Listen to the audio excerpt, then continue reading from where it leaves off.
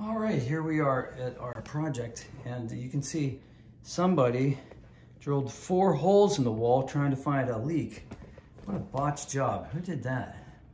Anyway, we got the pieces of drywall that were cut out, and whatever that guy was, numbered them from bottom to top. So 1, 2, and so on, going up. So we know that this one fits in here, right?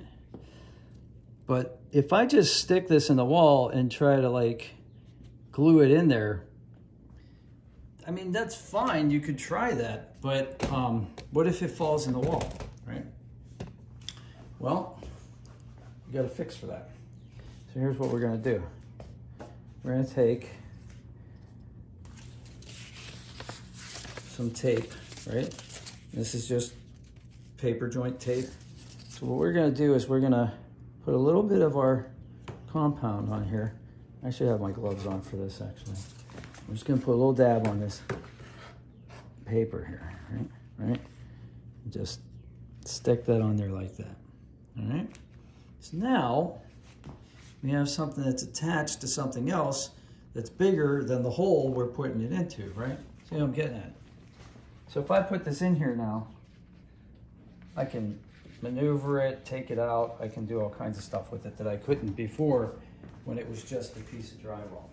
So now what we're gonna do is we're gonna take that out. And while that kind of sets up and dries a little bit, what we're gonna do is we're gonna take the edges of our knife. We're gonna put a little bit of our prepared joint compound into these. Super, super simple. Nothing complex, nothing too difficult. Pretty easy stuff, okay? If you get too much in, it's no big deal. It's just gonna go into the wall and fall down. It's like, it's not the end of the world, right?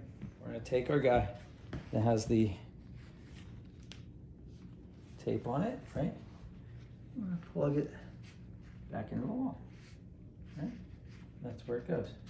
That's where that's gonna live. Now, before I did that, what I wanted to do, and I did not, was, so what I'm gonna do is I'm gonna do it in situ, but what I should have done was I should have put some joint compound on the back of this tape, like that, and something like that too, okay? You can use your hands, you know, nobody's telling you what to do. And then what you do is, where this tape is, now, some people will tell you to wet the tape, and you can do that, so it'll stick better.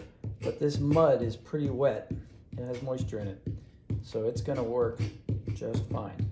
You can always see, right? Does that look good?